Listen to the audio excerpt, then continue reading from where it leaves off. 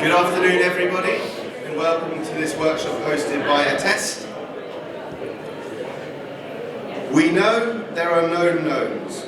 There are things we know we know. We also know that there are known unknowns. That is to say, we know there are some things we do not know, but there are also unknown unknowns.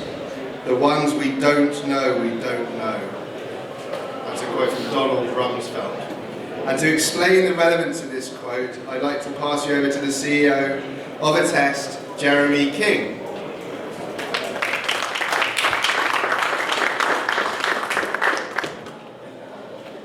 Hello, thank you for coming. So, we're Attest, we do this, but I won't bore you with what we do or what we sell. We're here to tell about something interesting, and we're going to talk about the unknown unknowns. And I'm going to talk very briefly, before we get into everything, about why are unknown unknowns important. And you've probably seen this type of diagram in almost every investor presentation, maybe in the lobby of your building, maybe it's in your company's annual report. These things that say the customer is in the middle of everything we do, but nobody actually knows how to do this. I think this one is my favourite. It's got the word customer of the future in the middle. It's got lots of words that definitely sound really important around the edge.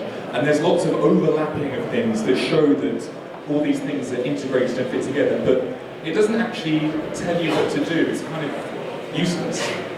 So we at Attest, we like to think about two things. We like to think about avoiding screw-ups, which have never been more public, and we like to think about how to understand customers better, particularly those new customers. Here is one of my favourite recent screw-ups. It's Pepsi. If they just had the ability to test this idea, the idea that Kylie Jenner could go across and interrupt a political protest and so somehow be a good idea for Pepsi, if they could just test this, they would avoid, we missed the mark and we apologise in the Independent. And if Dove could test these bottles, I thought these were a great idea, but my wife thought I was absolutely disgusting when I told her that. She thought they were absolutely horrific. If they could have just tested this thing, just with a few people, just to see if anyone could give them some feedback that this was one of the worst ideas in history, and that it backfires, and it's covered in campaign, and these images are everywhere, they're emblazoned on the retinas of the Unilever CEO. If they could just test this, they would know that people hate this. Avoiding mistakes are important, and those are some unknown unknowns. Another is that it's really easy to test with your existing customers, but what if you need new customers? What if you're looking for something new? Quick show of hands, who in the room focuses mainly on getting new customer business or new products? That's about half. And who focuses on existing customers? Fewer, okay. Good news, I hope. Well, I'll talk about this. So it's good news because multiples of companies that are focused on new customer growth and where their expected growth is really huge, like Tesla and Airbnb, are significantly higher than the guys they're disrupting. So new customer growth is everything. But what if you are Just Eat or Made, for example? What if you're trying to get that next core customer group? How do you discover them? Just Eat is an excellent example. They've got a really good core customer group. They know them really well. They're really good at acquiring. They're really good at farming them. Their churn is low, but they need to grow. They need to get 3, 4 new core customer groups. They're getting squeezed at one end by delivery. They're getting squeezed at the other end by all of the drivers and suppliers. And they need to find a new way of doing business. How do they do it? The unknown unknowns are the things that you need to discover to tell you. And this is important because this is the innovator's dilemma. Stay with me. This looks like a very complicated slide, but I'm going to try to make it simple. Performance of products and time. When a new product enters the market, customers gradually, they like it, they don't like it, but their expectations about what it does gradually increase over time. And then when a product enters, the product gets better and better and better, and pretty soon it starts to overserve those customers. It starts to be better than what they need, and it leaves a gap for low-end disruption. It leaves a gap for people to come in and do a simple thing really well, and that's it. and customers love that. Great example of that is the iPhone. iPhone arrived, iPhone was great, iPhone is super, iPhone adds photos, iPhone has better camera, loving all of this. iPhone adds health app, not so sure. iPhone adds ad blocking, popular in Australia, not sure if I like it. Leaves room for Nokia. Retro Nokia, re-entry into the market, just has battery life and does phone calls, huge gap behind. These are the things that you need to discover with customer insights and market research. And these are the things that will keep your business alive, knowing what customers really want. You can also flip existing products into new markets. Sky, so good, bills in wonderful ways, has all the programs, has all the sports. But I don't want all the Sky, I don't want to buy all at once. Netflix, buy the little pieces you want in little subscription packages, and only that. So simple. People don't buy Sky, people do buy Netflix. Finding those new customer types, that's what unknowns and knowns are all about. And we at Attest believe that getting unlimited customer insight is a gift that everyone should have. You should be able to do this continuously. You should be able to discover. And what we're going to talk about today is some of the discoveries. It gives you the ability to work in agile ways, to know so much more than your competitors do, to discover these things, to avoid making mistakes, to get better data and to understand why. And customer insight can be your new superpower. So now we're going to tell you some of those unknown unknowns of prices we promised you. But this is why understanding customers, understanding data, continuous insight is so important. Over to Mark to share some of those with you.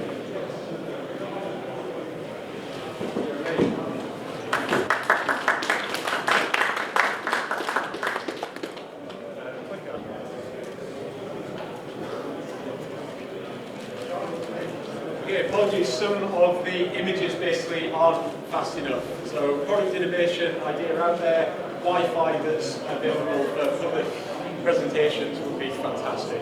People can develop that at some point. Okay, so Consumer Insight Platform, what are we going to talk about today? Well, Jeremy's given a really lovely introduction to why looking outside of your organisation is so important. Kind of gut instinct is really important. You develop it that as an executive over years and years and build that experience and kind of get an intuitive sense of what your customers and potential customers want. But it doesn't always work. Speaking to teammates, looking inside your organisation, great avenues, but it doesn't always work. I mean, even speaking to your customers, even being a customer-centric business doesn't always deliver the results you'd expect because your customers don't always know what they want next. You need to go outside of your organisation and speak to consumers that you don't already have or would like to acquire. So what I want to do today is kind of hopefully challenge and affirm some of your assumptions around what consumers want. So we commissioned, well, what happens now? So the first thing is let's get set up. I want this to be interactive, and I know everyone's coming in after lunch. If anyone had mother cluckers, you're probably massively fighting off a post-lunch coma right now. So let's open your browsers on your phones or your laptops and type in glsr.it/attest. This is really going to strain the Wi-Fi network. Here we go. So it's glsr.it/attest. And you'll just need to enter your email and click to join. If you enter your email, then you'll have the option right at the end of the presentation to get these slides emailed to you. Now what's going to happen, as you'll have already seen, the slides will move along in sync, and we're going to have some interactive polls along the way, so I'm really hoping you guys will join in on this session. So as we go through, I'm going to present you with polls, I'm going to ask you for your answers, we'll have like 10-15 seconds to get those answers in. To actually submit your answer, you'll need to click it and hit send on the right. You'll see what I mean in just a minute. We're going to do a few tests. And then, essentially, we've got 10 questions I'm going to put for you throughout this workshop. Those of you who get them right, who kind of chime with the answers we've got from our consumer panel, will have a chance of winning Think Fast and Slow. And I'm essentially going to pick winners at random of those groups who've got the answers correct. And I've I've got a little system here to make sure it's spread around the room fairly. So Scout's on it in terms of whether you got the answers correct. And then finally, just to know that everyone is a winner that's in this room, because you will all receive an invite to join a test at the end and receive £113 credit, so you can ask any question you want to 250 consumers in the UK, your choice. Okay, so that's what's happening next. So let's give this a go. So does your company aspire to be consumer-centric? Yes or no? Nice simple one. Let's see if it breaks the Wi-Fi. Okay. And now if you can press space on the computer to reveal the results, please. Alright. Kind of expected. Not an unknown. A very large majority of companies in here aspire to be consumer-centric, which is great. It's what we want to see. Okay, next test. How consumer-centric do you think your company actually is? So you're aspiring to be consumer-centric, but how close to that ideal are you?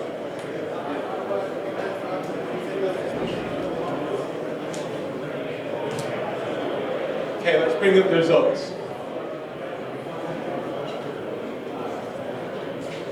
Okay, so about 1/5 feel they're extremely consumer-centric, which is amazing. Congratulations to you guys. Oh, it's going down slightly. 27% good, but some room for improvement. Okay, but plenty of work to be done. So there's a large number of people in here who kind of want to be consumer-centric, think they're doing okay, but know there's work to be done, which is great. It's good. Okay. Now, here's the interesting one. So please answer honestly. In the last 3 decisions you made, how often did you directly consult with consumers to come up with the answers to those decisions? That could have been on creatives, it could have been on what channels to invest in your marketing, what technology to invest in, pricing decisions, you name it. Think of the last 3 decisions you made. How many times of those 3 did you include directly speak to consumers? Okay, let's have the results, please. Alright, that is really good. 12% managed to do 3 out of 3, which I think is absolutely phenomenal. Because actually reaching and speaking to consumers can be time-consuming, complex, and expensive, which is what we're here to try and break down and make it faster, easier, and less expensive to do so. And a full 40% haven't managed to talk to their consumers at all in the last 3 decisions they made. Which is interesting, given the importance of knowing what your consumers want to push your business forward, as per what Jeremy was speaking about. Okay, so interesting context to dive into the 10 consumer insights that I'm now going to cover off. So let's start looking under the hood of the UK, what consumers are interested in, where they're spending their time, and how they want to interact with brands in particular is where we're going to focus here.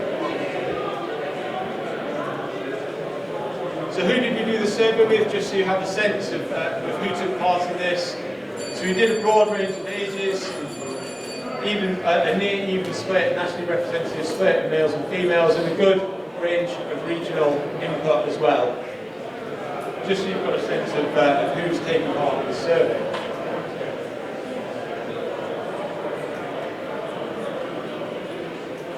So the first thing we asked was essentially the question I just asked you guys, but to consumers, which was, how often are you consulted by businesses that you buy from on their future plans? Nice simple question. What percentage of consumers do you think answered they're never consulted by brands that they buy from? And there's no options shown on here because there's too many options, but they should be on your mobile phones.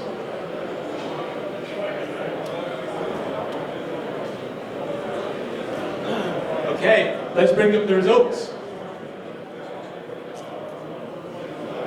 Okay, pretty interesting split. So some people, in fact, quite a lot of people think it's pretty dire. 75%, 85%. And a few a bit more optimistic down the bottom end of the scale. Okay, now I'm going to reveal which people have answered this correctly based on our survey, and we'll have the first winner of one of the books, Thinking Fast and Slow.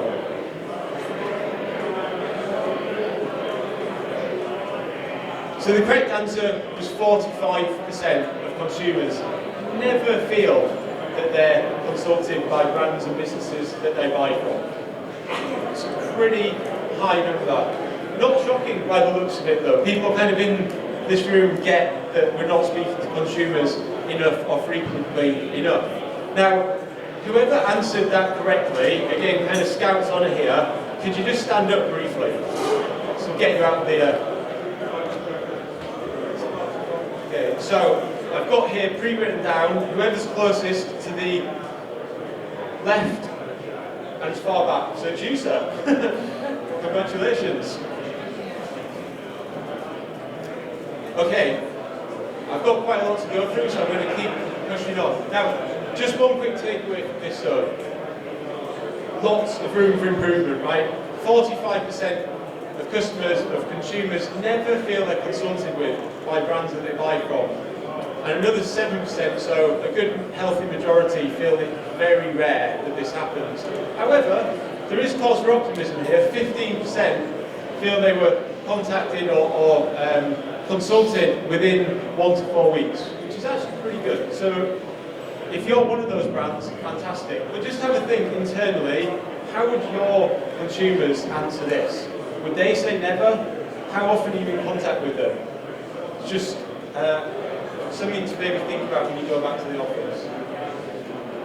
Okay, so the next few insights I want to cover off are hopefully going to give you a bit of pause for thought around where you're investing your time and your money as a brand and as a business. So we asked, which of the following do you own? And these were the options. These are kind of some of the relatively new, relatively fun, relatively innovative kind of consumer electronics that people have been buying and that you'll hear about a lot in the papers. Some of them are a little older. I haven't included things like mobile phones and laptops and desktops where we know there's an incredibly high penetration. So these are the options. Now for the question. What percentage of consumers do you think own an Amazon Echo, Google Home, or Apple HomePod?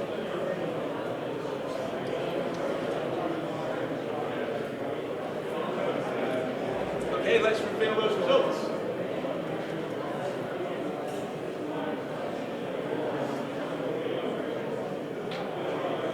Okay, interesting. So, some of the room, probably a smaller minority think there's a pretty good penetration, 20%. A lot of you think it's just 4%, so not great market penetration at the moment. And we wanted to ask this question because it's quite difficult to get accurate market data on this. Amazon doesn't release figures, Apple does, but this is incredibly nascent. Google doesn't always release accurate figures, so it's quite hard to get a gauge on just what this penetration is like. So here's what the consumers on our panel told us. So you can see the correct answer was 12%. And just before I talk more to this slide, please stand up if you answered 12%. Okay, lovely. I'm glad people are awake and standing up. So the winner of this one is going to be in the middle and back far right. There we go. This lady towards the back. Thank you. Yes, sorry, to my right. Confusing. My right. Fantastic. Okay, so a couple of takeaways that I had from this data. One was I actually assumed that penetration was higher because I read about Echo all the time. We've just had Amazon Prime Day. It was covered everywhere, just how popular the Echo and the Dot are. So I was expecting personally from that kind of media bias that penetration would be higher, but actually, although it's not insignificant, it's not as high as I was expecting. And then the second thing to take away is just, of course, how high penetration is around things like smart connected TVs, obviously games, consoles, tablets, the things you don't really read about because they're not that new or sexy anymore. But when you're investing in technology and you're wanting to build apps, should you be chasing 12% of the market or should you be chasing 70%, 55%, 53% of the market? You know your consumers better than I do, hopefully. And obviously, this is a general, nationally representative sample. If you were to ask your specific demographic of consumers, the results would change, no doubt. But where should you be investing your money? Here or up here? And where are you investing? Okay, next question. Would you prefer to use digital services as an app or in a browser? This was a very simple one, yes or no, of app or browser. What percentage of consumers do you think prefer native apps when engaging with digital services?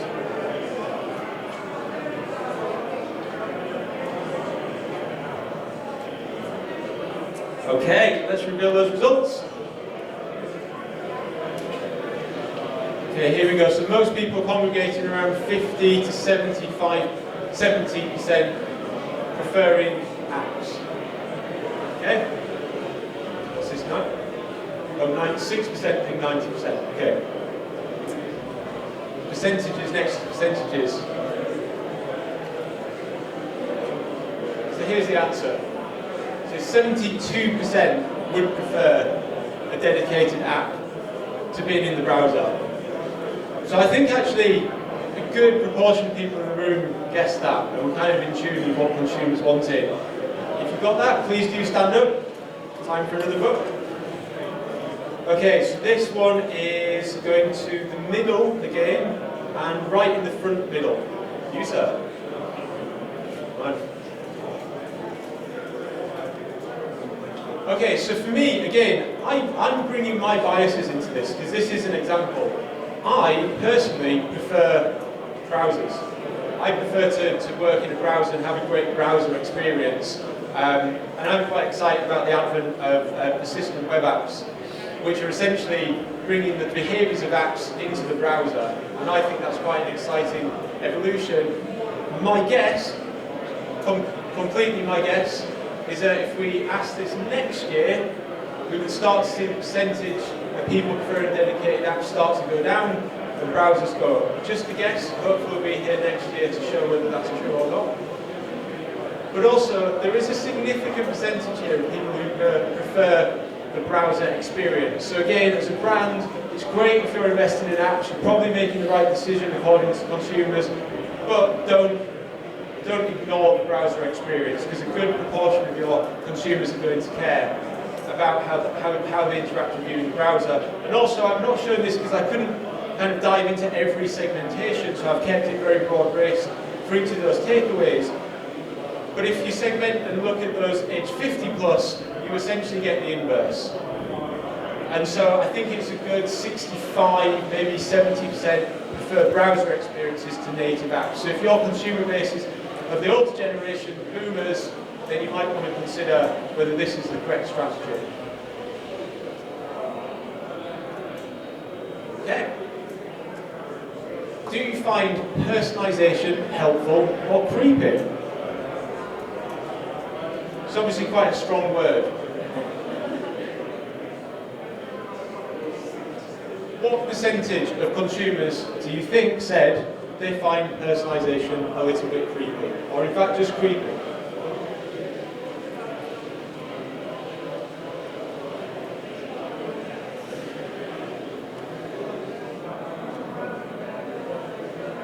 Okay, let's see the answers.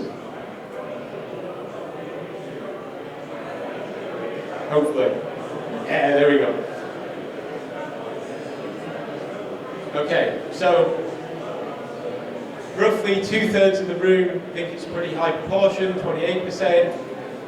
In fact, most people think it's the higher end of this. So that's interesting. Just a quick show of hands, so not through the poll. How many of you guys are investing in personalisation and kind of really invested in that side of things? Okay, so a few of you, not too many though. So let's reveal the answer. So it is on the higher end. 28% of consumers find personalisation creepy. Still very much the minority, but a significant number of people nonetheless. So I fall into the creepy category. I don't love kind of algorithms and over-personalisation, choosing everything for me. So again, I was bringing my bias into this, and I was interested to test my assumption and see whether I was in the minority or the majority. I'm in the minority still, but it's reasonably high.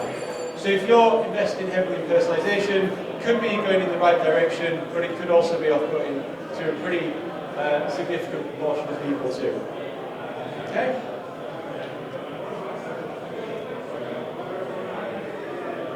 This is an interesting one. So have you ever stopped buying from a brand for any of these following reasons? I'll give you a moment to read the different reasons and options we give people.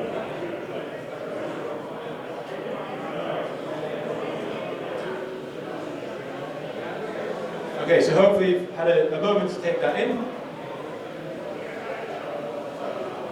What percentage of consumers have stopped buying from a brand specifically because of negative news?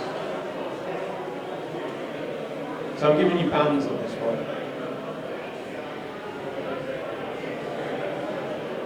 How damaging is negative news to your brand?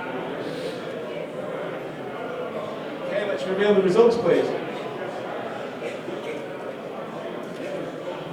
Okay, so the majority, well, not the majority of the room, but more people in the room think it's over 25% of people stop buying from brands if they see negative news. Did I do a winner for the last question? I didn't. I got carried away, didn't I? Yeah. Okay, I'll have to go back to that in a sec. I'm going to do the winner for this one first. Okay, so these are the answers that the room thinks, and this is the answer. So negative news stories. So between the 20 and 25% band, not as high as over 25%, but a pretty significant number of people. So obviously this ties back into the whole Pepsi, Dove, all sorts of different examples. If you make a mistake, it's never been more public.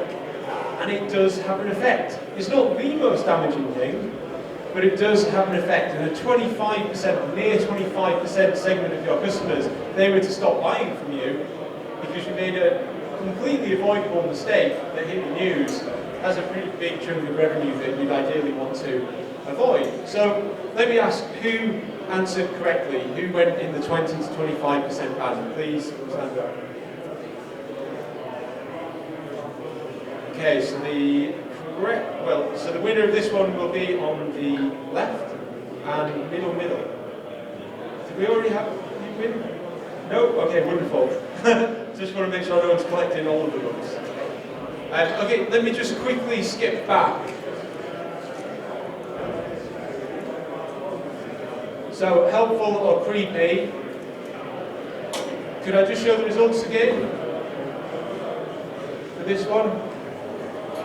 So if you guessed 28%, please stand up. And the winner of this one will be on the right. There is no one at the front, so you're the winner. Thank you. Okay, let's skip back. Alright, so now I'm going to talk a bit about lines of communication. So hopefully those just give you some pause for thought around where you're investing in technologies and partners to reach consumers. Now let's talk a bit more about marketing communications. So,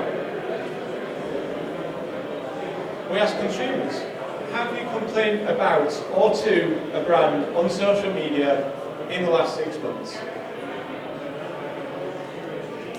What percentage of consumers have complained about or to brands on social media in the last 6 months? What do you think?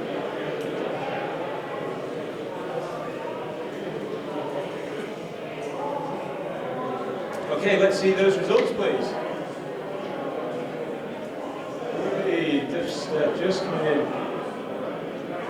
Okay, so around 35% of you think it's in that 16 to 30% band. Reasonably large amount of the audience also think up to 46 to 16, 61, 75%.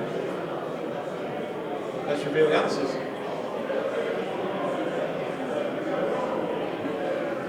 So actually, it's 32%. 32% have complained on social media in the last 6 months about or to a brand. Now before I forget, if you gave the correct answer, so let me just show you the results again. If you went in the 31 to 45% band, please stand up. Okay, quite a few got this one correct. So I just did that one. So we are back to the middle left. There's 2 middle lefts. I'm sorry, I'm going to give it to the person closest to me. Favourable. Okay. So congratulations if you got that correct again. Let me just skip back. So 32% of your consumers have recently, relatively recently, complained to or about a brand. So they're pretty active. And if we just skip back here, of the people that are hearing and seeing negative social media comments, 15% of those might just stop buying from your brand altogether. So that's quite a big number of people that we need to keep happy. Now I'm just going to go back again to this one, because I didn't fully explore this slide. One of the really interesting takeaways here is that for all these things that can go wrong, the number one thing that will stop people buying from your brand is a negative or poor customer experience. The majority of UK consumers will ditch your brand if they have a negative customer experience or customer service. So if you're going to be investing anywhere, regardless of new technologies, new platforms, new consumer goods, I would just stop and think, should we invest another £1 in all these cool, interesting new technologies, or should we invest in another £1 in more customer service, which has such a massive impact on customer loyalty? Given the results, I think I know where I'd look to prioritise my investment. Customer service wins the day. Okay, so skipping back.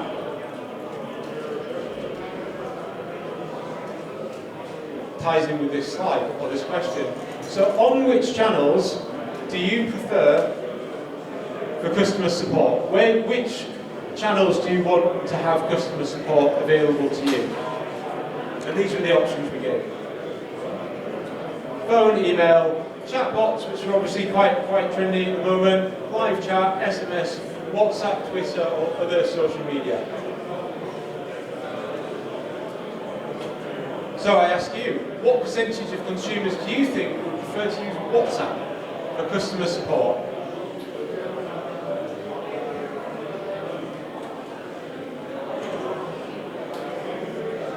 Okay, let's reveal the results. So about a third of you think it's just 6%, 15 or 14% of you think 12%. Actually, quite a few people think it could be as high as 22%. Okay, let's reveal the results. So it's as high as 22%. If you answered that correctly, please do stand up for your chance to get a copy. Thinking fast and slow. Okay, so we just had the middle. So winner on this one is on the left, and the front far right. Perfect. Gosh, it's like I knew. This is great. Okay, so what I found interesting about this is email, very old technology. I'm in marketing. I don't think a week goes by when I don't read that email is dead. It's not for consumers. Email is still a really important channel and line of communication, particularly for customer service. What I find really interesting about this slide is the disparity between live chat and chatbots. So effectively, on the front end to a consumer, it probably looks kind of similar. You know, it's a live little pop-up that comes up on your app or your website. But people don't really like the idea of chatting to robots and chatbots. Not when it comes to customer service. You can't outsource customer service to a smart AI, at least not yet. People want to know they're connecting with real humans and real customer service representatives. So again, as a brand, customer service incredibly important to your future business, to retaining loyal customers. If you're going to pick 3 channels to focus on, it's pretty obvious here that email, live chat and phone are the 3 that your consumers are asking for. There are some cool existing emerging alternatives though, so WhatsApp I think is interesting, SMS obviously has been around for a while. Twitter, I find a lot of people seem to use Twitter for a customer service to kind of connect with brands, but actually it's relatively low down the priority list. And chatbots, in terms of customer service, not quite there yet. Okay, so this is an interesting one hopefully to you. Marketing, which channels do you prefer to receive marketing and promotions on? Slightly different mix of channels here. TV, radio, social media, newspapers or magazines, so offline media, online media, phone, SMS, email or direct mail. What do you think consumers overall prefer to receive marketing and promotional messages on? And the actual question I want to ask you guys is, which was the least popular of these 5 options? Which was the least popular, do you think?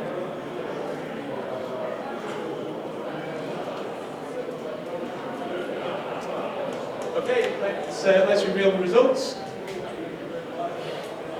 Oh, okay, phone, SMS, clear winner with this audience in terms of which you think would be least popular to receive promotional messages on.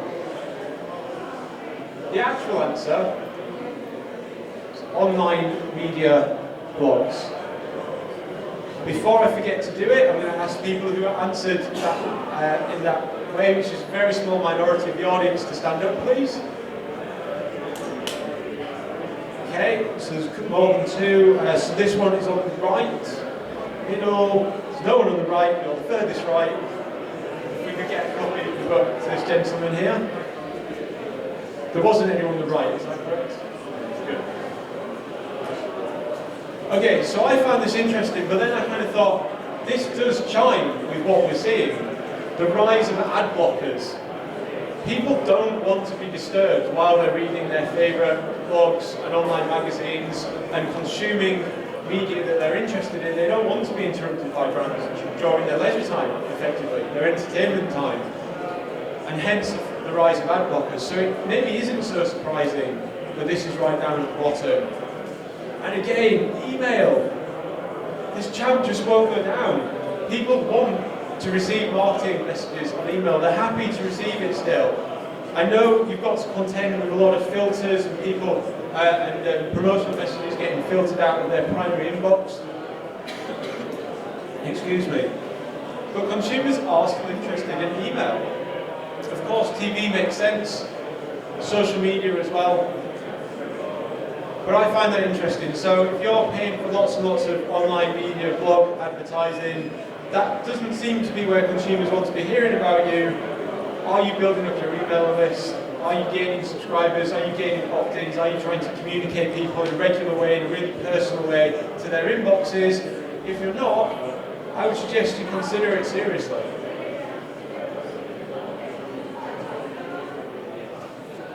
Okay. On social channels, or which social channels do you prefer to hear from brands? So we're diving a little bit more deeper into social media here. Now there is a glaring omission here, which kind of speaks volumes to me as a survey maker. There is no Instagram as an option. I don't use Instagram, and list it off here. So forgive the fact there's no Instagram, but of these 8 popular social media channels, of which Instagram probably should have been on there rather than Tumblr. When it comes to hearing from brands, which of these 4 is the most popular? Which of these 4 social channels do consumers most want to hear from brands on? Snapchat, WhatsApp, Twitter, or Pinterest? Let's reveal the results, please. Okay, interesting. So 70%, a big majority of people pick Twitter. Just a few people on Snapchat. No one's back in WhatsApp.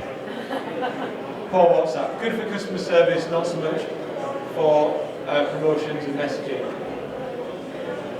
And let's see what the answer is. Congratulations, you guys did this. I was expecting Twitter would be lower down from your perceptions, but you're correct. So if you said Twitter is most preferable out of those 4 channels, please stand up. Should be a few more of you standing up on this one.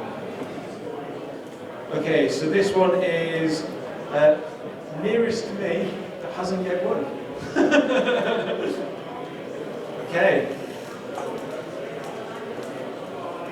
So this is good. You guys obviously have your fingers on the pulse when it comes to social media channels and those preferred by consumers. Twitter is still the #1 of those 4, beating out kind of hot new startups like Snapchat and Pinterest to an extent. But here, I didn't give this as a choice. Facebook, out and out, clear winner. Now I'm sure you guys know that Facebook is the dominant platform for connecting with consumers, particularly when it comes to advertising and promotion. But this hopefully affirms that assumption if you didn't already have it, and you can take that back to your boss and say, this is why you're investing in Facebook. YouTube was kind of a surprise second to me, to an extent, and particularly after kind of some of the scandals around brand safety. But consumers would like to hear from you on YouTube, so if you were worried about brand safety, is it worth the risk? It could well be. Okay, so, do you follow brands on social media, and if so, why? These are the options. And here's my question to you. What percentage of consumers follow brands primarily for offers and discounts?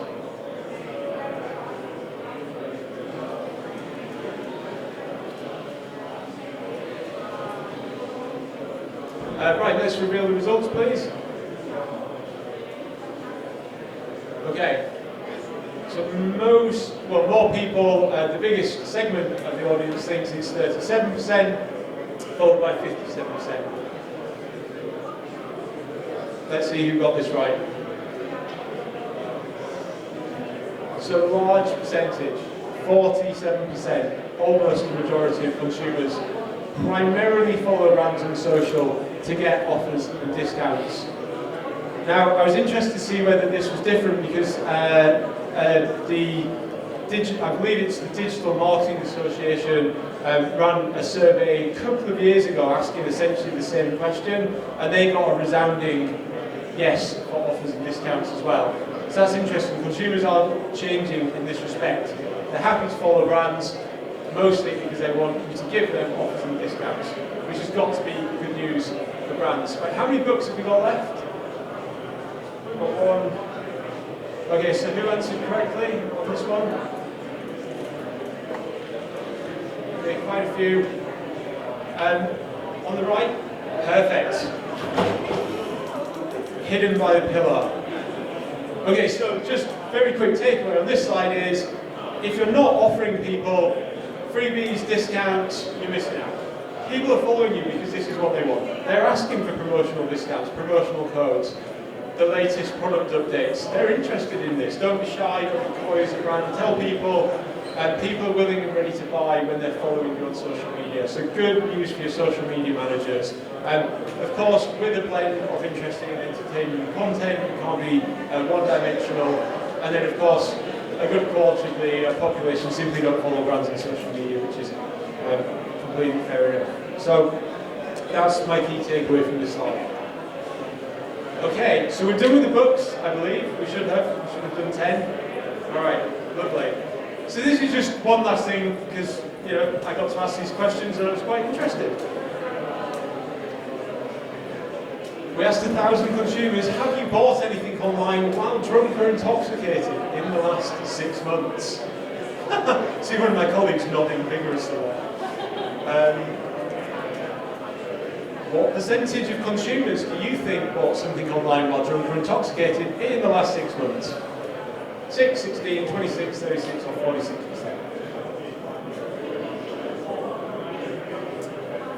Alright, this is just for pride, there is no prize here. Let's reveal the results. Okay, so a good proportion think it's on the higher end of things.